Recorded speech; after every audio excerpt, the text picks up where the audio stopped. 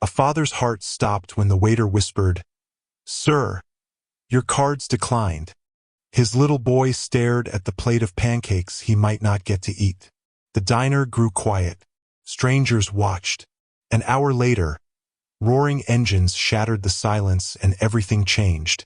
Before we start into today's story, let us know in the comments, where in the world are you watching from? And if our stories touch your heart, please subscribe to the channel. Your support helps us reach our first 1,000 subscribers and bring you more inspiring stories every day. The diner smelled of sizzling bacon and maple syrup. Morning sunlight poured through dusty blinds, striping the checkered floor. Matthew Harris, a single father in his mid-30s, sat at a corner booth with his son, Daniel, just 8 years old, with hair the color of wheat. Matthew had worked the night shift at a warehouse, loading boxes until his arms ached. He promised Daniel breakfast out, a small treat, pancakes, orange juice, and coffee for himself. Daniel leaned forward, smiling at the stack of pancakes, steam curling like smoke signals. For a moment, Matthew felt normal again, like the world wasn't heavy on his shoulders. But inside, he knew his wallet was nearly empty. Rent overdue.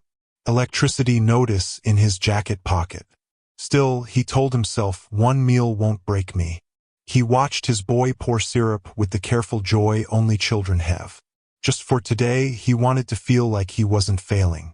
When the waitress, kind but tired, with a pen tucked behind her ear, set the check down, Matthew's stomach tightened. He slid his worn debit card into the little black folder, pressing it shut as if that might help. His hands shook. Across the booth, Daniel licked syrup from his fingers, humming a tune. The waitress walked away, then returned. She bent low, whispered, "Sir, I'm sorry. It's declined." The words pierced through Matthew like a blade. His ears burned. Eyes from the next booth turned. A man in a suit glanced over, smirking. Matthew cleared his throat, fumbling for another card, the emergency one. He slid it across. She tried again, shook her head, declined. He felt his chest collapse. Daniel looked up, confused. "Dad?" he asked softly, not understanding. The diner grew heavier, quieter. Matthew swallowed hard. "How do I tell my son he can't even have pancakes?" His lips pressed into a tight line as shame spread across his face. The waitress shifted awkwardly. "Maybe try cash?" she asked. Matthew pulled out his wallet, fingers searching like desperate hands in the dark. Crumpled bills, $3. Some coins. Not enough. His face flushed crimson. He whispered, I don't have it." His voice cracked. Daniel's fork clinked against his plate, unfinished pancake half cut. The man in the suit at the next table leaned closer to his companion, muttering something that made her laugh. Matthew's throat burned. He wanted to disappear, to melt into the booth cushions. The waitress sighed, tapping her pen nervously. "Sir, I'll give you a minute." She walked away, leaving him in silence. Daniel whispered, "It's okay, Dad. We can just go." Matthew's heart broke. His son's innocence tried to cover his humiliation. But Matthew knew the rule. Meals must be paid. His mind raced. Will they call the cops? Throw us out? His shoulders sagged under invisible weight. Across the room, a group of men in leather vests sat down. Their boots echoed. Their patches read, "Hell's Angels." The bikers' arrival shifted the entire diner's atmosphere. Conversations hushed. Mothers pulled children closer. Waitresses straightened their aprons nervously. They weren't the polished, polite customers in press suits. These men carried tattoos, beards, and scars that spoke of fights no one else wanted. They filled a row of booths, voices deep and booming like engines that never shut off. Matthew sat frozen, trying to make himself invisible. His son peeked over the seat, curious. One biker, broad shoulders, long gray beard, eyes sharp as steel, caught sight of Matthew's booth. Their gazes locked for a heartbeat. Matthew looked down quickly, ashamed. The waitress returned, whispering, "Sir, the manager says you'll need to settle today. Maybe call someone." Matthew shook his head. He had no one. His family had long turned away when he chose to raise Daniel alone. The waitress's pity stung worse than anger. Across the room, laughter erupted from the bikers, rough and raw. Matthew clenched his fists. "Not now. Not here."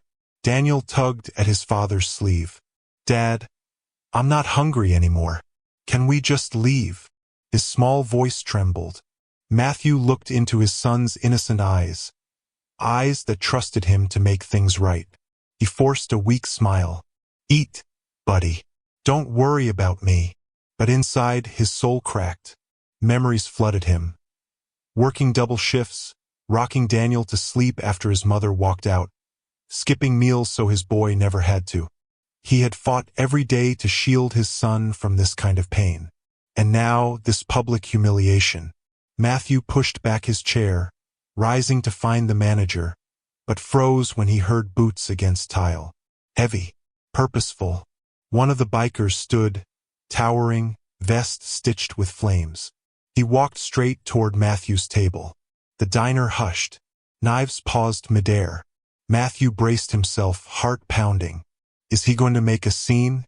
Mock me? Throw me out? Daniel's hand slipped into his father's, small and trembling. The biker stopped at their table.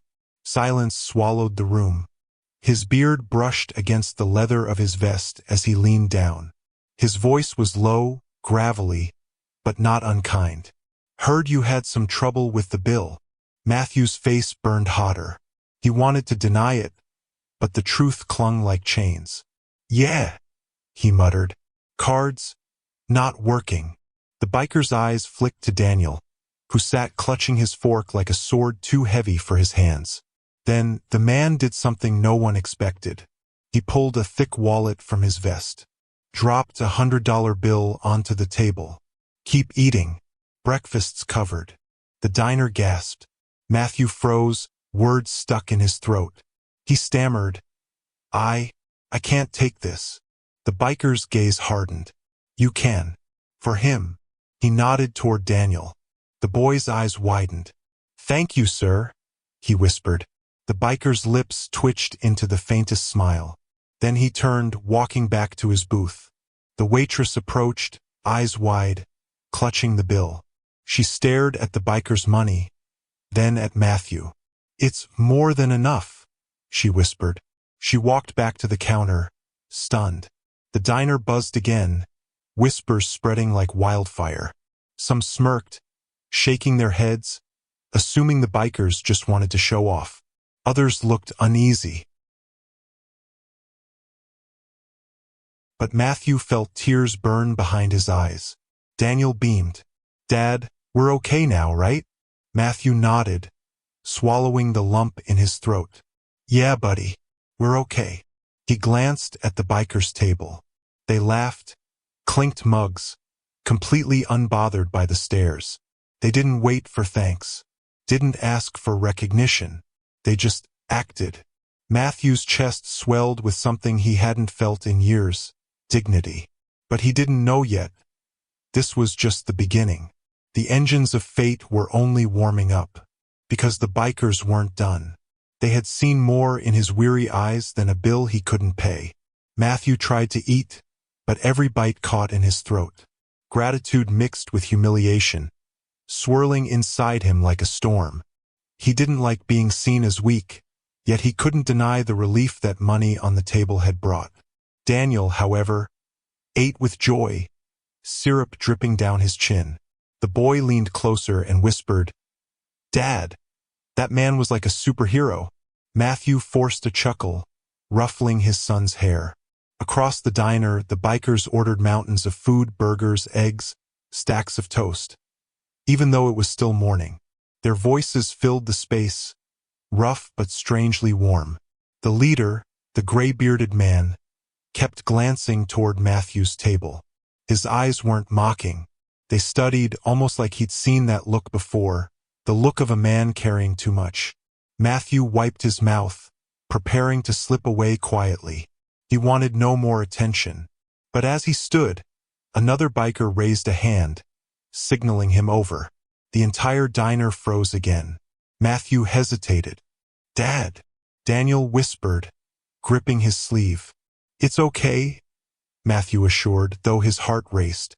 He walked toward the biker's booth, each step heavier than the last. The gray-bearded leader leaned back, sipping black coffee. "Sit," he said simply, motioning to the empty seat across. Matthew lowered himself, hands trembling under the table. The man introduced himself. "Name's Iron Mike." His voice carried authority, but his eyes softened. "Saw you struggling. Reminded me of someone."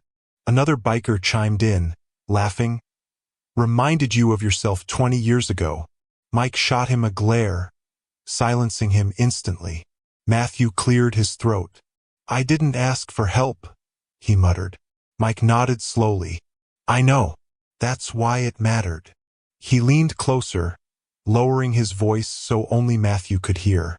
"You ain't weak. You're a father. And fathers don't fail when they're fighting for their kids."